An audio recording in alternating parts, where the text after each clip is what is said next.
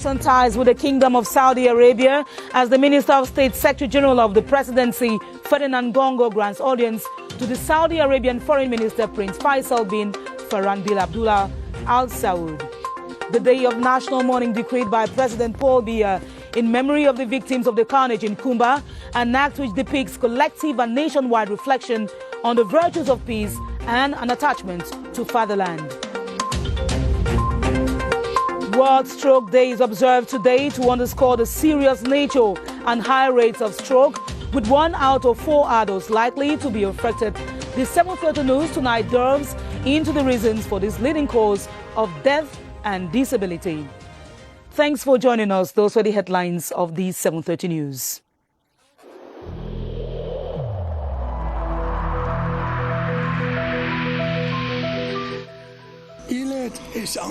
Each of us must comply with the measures that have been taken.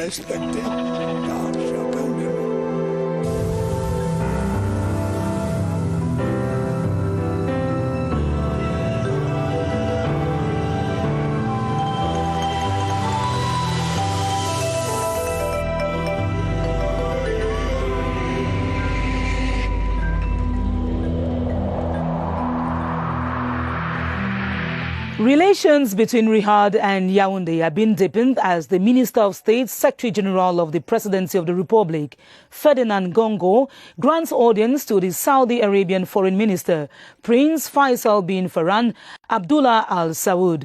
During the exchange at the Unity Palace today on behalf of the President of the Republic, Paul Biya, both officials dwelled on pushing development and investment ties to a higher level. Chief Unity Palace correspondent Ashunienti reports. This Thursday, 29 October 2020, the Unity Palace plays host to a member of the Saudi Arabian royal family. Prince Faisal is here in his capacity as the Foreign Minister of the Kingdom of Saudi Arabia. He is received on behalf of the Head of State by the Minister of State, Secretary General of the Presidency, Ferdinand Ngongo. For about half an hour, Ngongo and the Saudi royal diplomat reviewed the range of diplomatic relations between both countries. Prince Faisal himself later describes the relations between the Republic of Cameroon and the Saudi Kingdom as strong, and that his country values its friendship with Cameroon.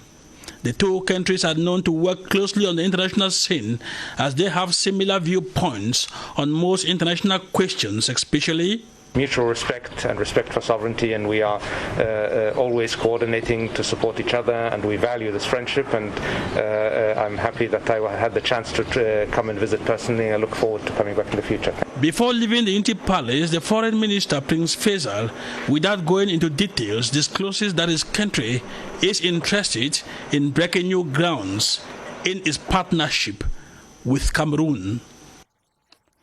The new Saudi Arabia diplomatic complex, covering some 7,000 kilometers square, has been inaugurated in Yaoundé. It was jointly commissioned today by Cameroon's External Relations Minister, His Excellency Mbila, and the visiting Saudi Foreign Minister, Prince Faisal bin Farhan Abdullah Al Saud. This was in the presence of the Minister, Director of the Civil Cabinet of the Presidency, Samuel Mvondo Ayolo. Charles Ebune was there and now reports. At the new administrative headquarters in Yaoundé, a new diplomatic complex of plus 7,000 kilometers square, named the Saudi Mission, host to the embassy and the ambassador's residence.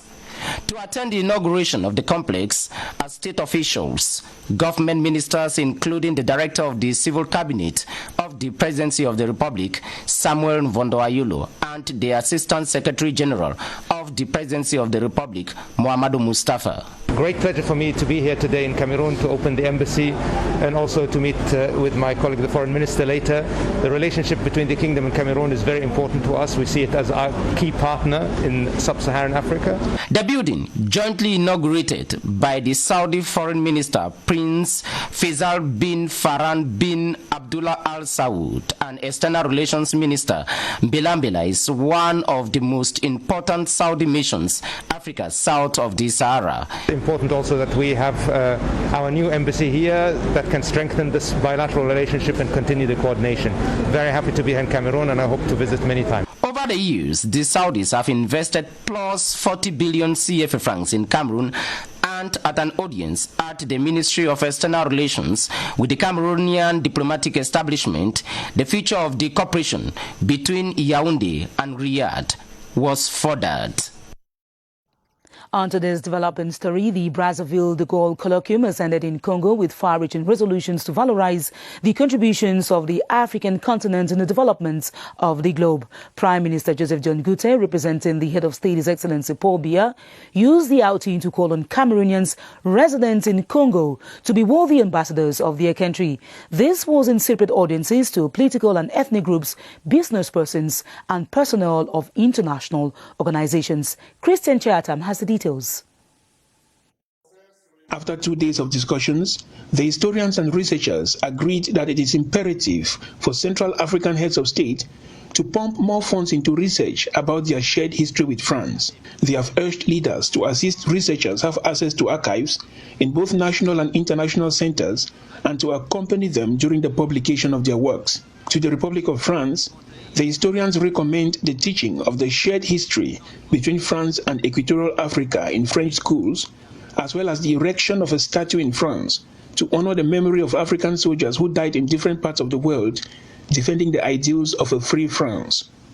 To fellow historians and researchers in Central Africa, the De Gaulle Brazzaville colloquium has encouraged them to continue digging into the past in order to throw more light on their history. The French ambassador to Congo, who represented his country at the closing ceremony, said France has no interest in hiding historical facts. He said the shared history of France, Congo, and Africa is a unique story which belongs to all generations. The De Gaulle Brazzaville colloquium was a high-profile event attended by heads of state and heads of government of the sub-region, as well as the Secretary General of La Francophonie. President Paul Biya, for his part, was personally represented by Prime Minister, Head of Government, Joseph John Gute. In one of our top stories, Saturday, October 31, 2020, has been declared a day of national mourning in memory of victims of the massacre at the Mother Francisca International Bilingual Academy. The day decreed by the President of the Republic, Paul Biya, is a translation of the nation's compassion and solidarity with the affected families. It will be a moment to reflect on the country's peace and how it can be fostered and consolidated.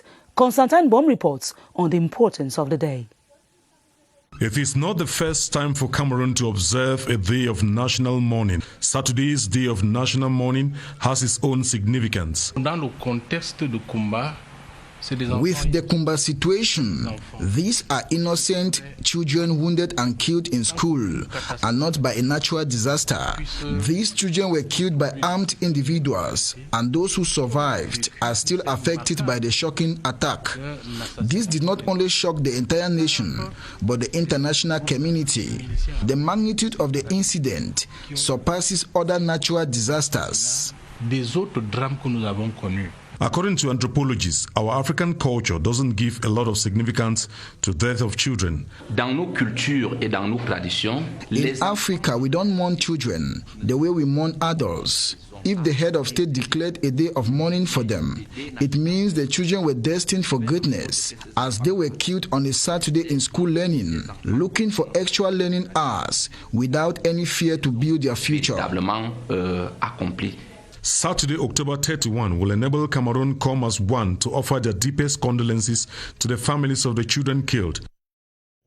And on today's press release from the Prime Minister's office, the National Coordinator of the National Disarmament, Demobilization and Reintegration Committee announces to the general public and particularly to all repentant fighters in the far north, northwest and southwest regions that the DDR centers in these three regions remain open and ready to receive them. The National Coordinator congratulates the 17 fighters who have responded favorably to the unconditional hand of peace and sincere fraternity extended by the head of state, His Excellency Paul Biya, within the last 2 weeks. He encourages those who are yet to understand the call of the President of the Republic to drop their weapons and present themselves to the defense and security forces or to go straight to any DDR center in exchange for total amnesty and reinsertion into mainstream society at the end of the DDR process.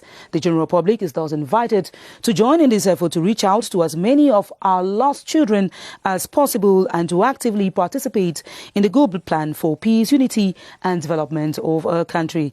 The coordinator further informs the general public of the completion of the construction of the DDR Center in Bamenda in November this year, the effective commencement of the construction of the DDR Center in the Southwest region, and the approval of the head of state for the construction of the DDR Center in Meme in the Far North region as from February 2021.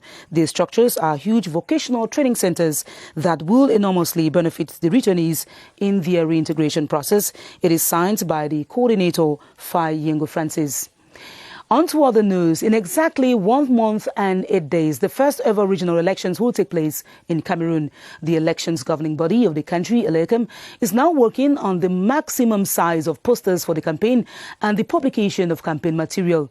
The Director General of Elections, Dr. Eric Esuse, in a press release has outlined the format in conformity with the Electoral Code. Alice Mbey has the details.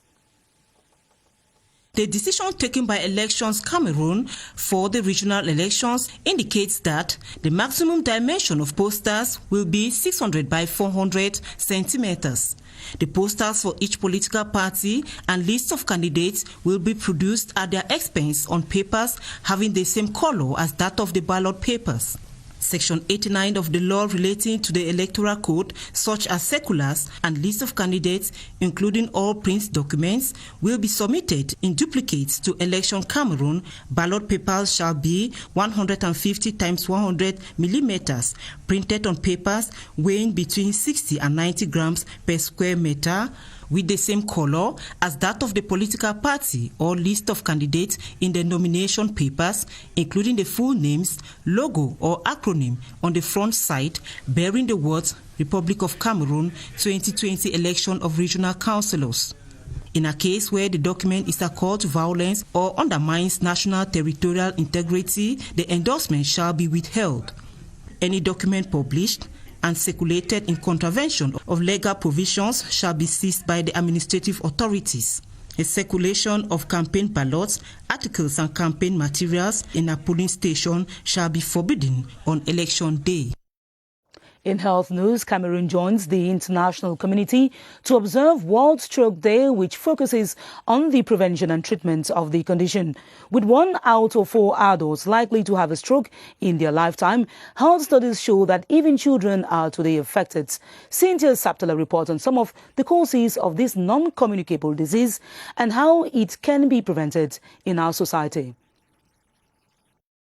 Like any cardiovascular disease, strokes happen after a long period of gradual deposition of what medics term as fat tax in the blood vessel.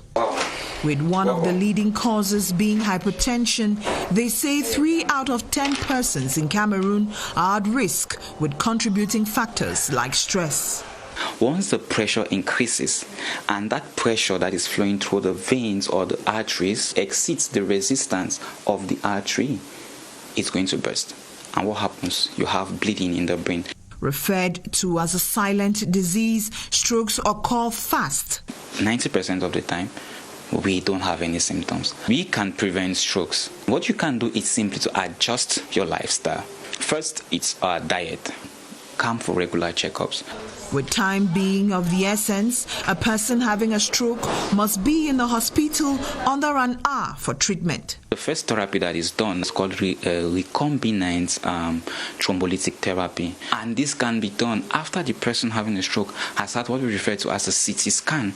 There are also drugs given to those who've suffered from a stroke, drugs that will last a lifetime in addition to physiotherapy. Health experts warn that those who've recovered still have greater chances of having another. In economic news, the taxation department of the Central Region now has a new chief who has been commissioned into office. Emeline Vogobina was installed by the Director General of Taxation, Modeste Mopa Fuatong, who exhorted her to use her professional expertise to boost tax recovery in the Central Region. Clarissa Reitakang tells us more. For the new chief, the major challenge will be to play a strategic role to broaden the tax base. Emmeline Vogo-Bina will equally have to ensure that the dematerialization process is effective and that fiscal control is rationalized. To achieve this, taxation boss Modeste Mopa Fatweng recommended acute leadership skills to bring all collaborators on board with a common vision and mission to accomplish. The Director General spelled out my roadmap and the vision which I have the obligation to fulfill. It's all about work. Emmeline Vogo-Bina is the first woman to head the Center 1 Regional Center of Taxation, appointed on October 26, 2020. Prior to this, the 2001 graduate from the Advanced School of Administration and Magistracy had been Chief of the Divisional Center of Taxation of Douala 10, Chief of Service of Recovery, and thereafter Director of Recovery. She replaces Amadou Mohamed, appointed Director of Litigation at the Directorate General of Taxation. In our Thursday of the regions, we focus on the acute shortage of infrastructure in most schools in the Far North region. 4 weeks into the new school year, some institutions still have difficulties providing sufficient classrooms and benches for pupils. In the most sad cases, learners are forced to sit on wood or on the floor to take lessons. Ayok Janashu presents the situation that the authorities must address. Government incentives, including the opening of more schools, has boosted enrollment in schools in the Far North region, considered as an education priority zone. But this has also engendered some setbacks, especially as concerns the accommodation capacities of these schools. A case in point is at the Makabai neighborhood of Marwa. The lack of classes, lack of benches. We have about 700 pupils in this school, so it's not easy for us to accommodate these pupils for classes or benches. A similar situation prevails at Government Technical High School Doualare in the heart of Marwa, where the student classroom gap is simply yawning. These constitute just a microcosm of the difficulty faced by some schools in this part of the country to respect the 50 per class quota recommended by the government during this period of COVID-19. To salvage this insufficient supply of classrooms and other facilities that are primordial in a learning environment, government has been working in synergy with development partners. Solutions have also been brought by parents, teacher associations and the armed forces who have been refurbishing schools. Sylvester Atemking tells us more. It is a new dawn to the pupils and students of Mayo Chanaga, Mayo Sava, Logon and Shari, Diamari and Mayo Kani divisions as the habit of sitting on the floor to learn in overcrowded classes will henceforth be a past experience thanks to the Army Nation symbiosis. Ashigasha has for long been a target for Boko Haram assaults as early as 2014. With the security situation being normalized, the hierarchy thinks that to sustain a good security situation, it is through the youths. And through the youths, the best process is their education. Meanwhile, the Marwa City Council, through the Training Emergency Development Program, has also been on the field to help ameliorate the situation through the donation of benches and other didactic materials. Some of our students, they were sitting down, did not have benches. The infrastructures, their state was not a good one. Elected local representatives and some members of the elites have also been assisting to salvage the problem of accommodation in schools in the Far North region. And still concerning children, a 2-day symposium on the social protection of children in Cameroon is underway in Yaoundé. Launched by the Minister of Social Affairs, Pauline Irene, the deliberations focus on giving vulnerable children access to education. Gerard Nanji-Yambe reports. Improving the effectiveness of public policies and protective measures for vulnerable children is the focus of this symposium. Increasing the results of the policies, programs, and projects of social protection in force through better coordination in promoting the rights of the child in Cameroon so that corrective measures are taken to improve the situation.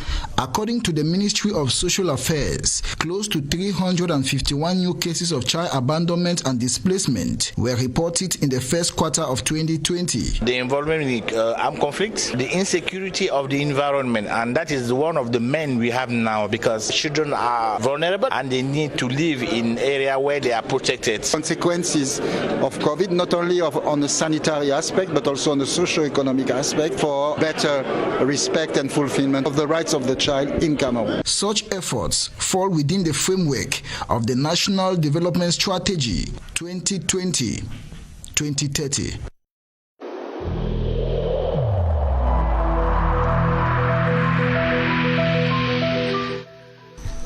The wearing of face masks in public places will be mandatory until further notice.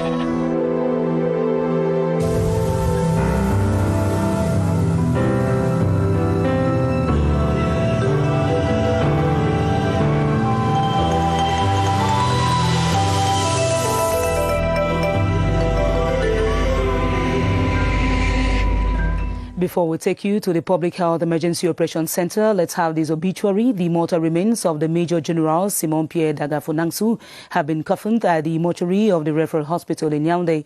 The 86-year-old general of the 2nd section of the Cameroon military was given military honors. As we hear this report by Kilian Dandifon. An extract from the quotation text of the President of the Republic, raising Major General Simon Pierre Dagafonangsu posthumously to the Cross of the Military Order of Cameroon, describes him as a noble general, patriotic and loyal to the institutions of the Republic, who always assumed with zeal and dedication all responsibilities entrusted to him by the High Command. On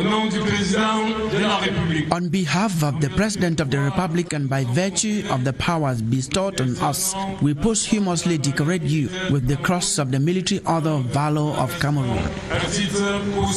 The commitment of the late Major General was resounding in the military honors and eulogy at the military headquarters brigade in Yaoundé, read out by Army General Controller Major General Kamin Kwa Atenga, batchmate of the deceased. The late Major General will be buried on Saturday in his hometown, Yabgwa, in the far north region. Still on another sad note, the remains of the late Secretary General at the Advanced School of Mass Communication and Technical Advisor No. 2 at the Ministry of Communication, Professor Mabu Mabu, have been taken off the mortuary today. The Minister of Communication, Rene Emmanuel Sadi, led the communication family today to pay him homage at the ministry. Beatrice Ngumos there now reports. A funeral procession ushering to eternity the remains of Professor Mabu Mabu. The casket is conveyed to the Ministry of Communication, where he was Technical Advisor No. 2 for close to 7 years. On hand to bid him farewell, colleagues and the Minister of Communication, Rene Emmanuel Sadi. Professor Mabu Mabu settles down for the last time with his colleagues, this time in his casket. His last stop at the ministry is brief but very emotional. His communication family is grieved. They are unanimous. The man Mabu Mabu was not only humane but a devoted worker as well. He listened to all and had a mythical phrase, "Do not worry, all is well." To the Minister of Communication, he was a good collaborator. Professor Mabu Mabu was also the Secretary General at the Advanced School of Mass Communication and University lecturer. He studied in the University of Yaoundé 1 and in Sorbonne, France. Professor Mabu Mabu bows out at 60 and will be buried Saturday in the land of his birth, Baham, in the West region. And another obituary, the renowned politician and 3-time presidential hopeful Hubert Kamgang has been coffined today at the mortuary of the Gynecobstetric Hospital in Yaoundé. The trained engineer in economic statistics and Pan-Africanist who died last September 30 was paid homage by sympathizers of his party, the Union of African Population, and members of government. He vied for the presidency in 1997, 2004 and 2011. The author of 3 books of the United States of Africa and CEMAC will be buried in his native Batie in the West region on Saturday, the 31st of October. And now on to sport. A delegation of CAF experts has rounded off its inspection tour in Douala.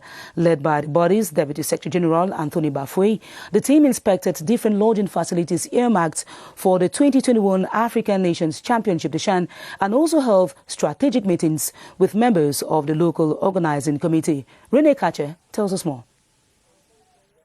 Time is of the essence And every detail counts as host Cameroon negotiates the last bend to the 2021 African Nations Championship. The CAF delegation is split into two groups but with the same mission.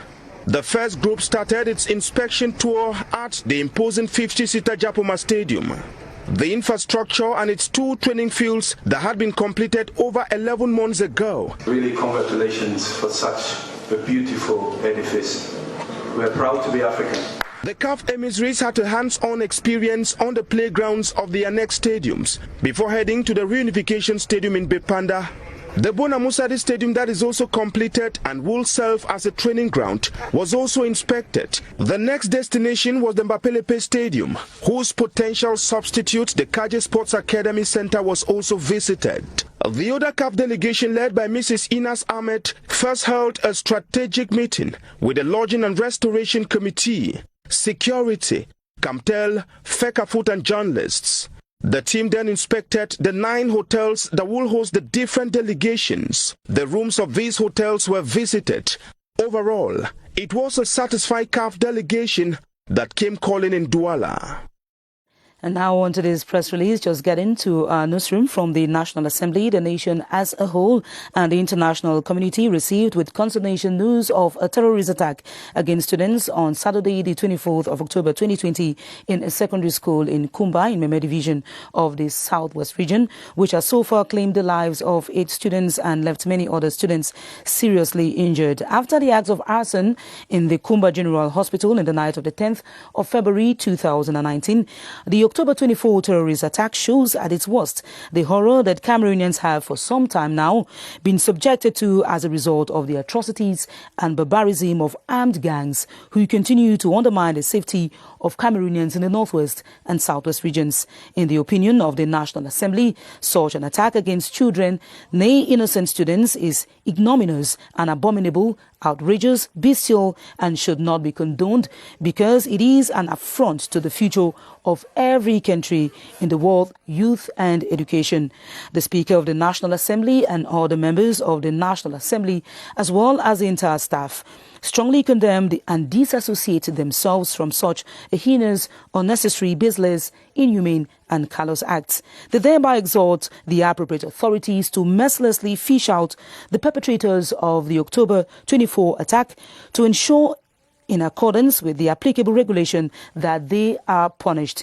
They therefore urge and appeal to all Cameroonians to show proof of discernment and massively support any decision that authorities may take to punish the perpetrators. While extending their sincere condolences to the bereaved families, they hereby join the nation as a whole to mourn with them. They also note with dismay the support of some Cameroonians and foreign countries to those who sponsor such acts.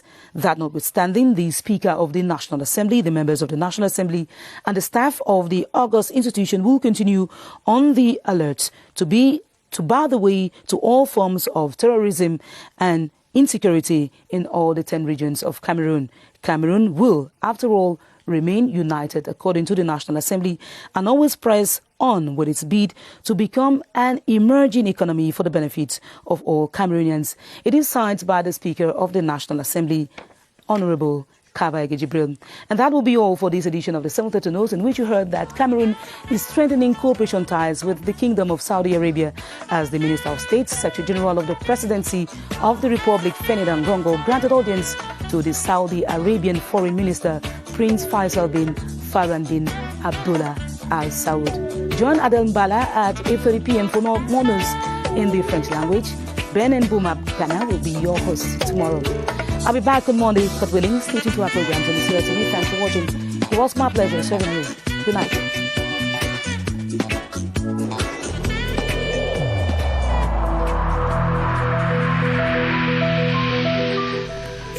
In this connection, we should avoid stigmatizing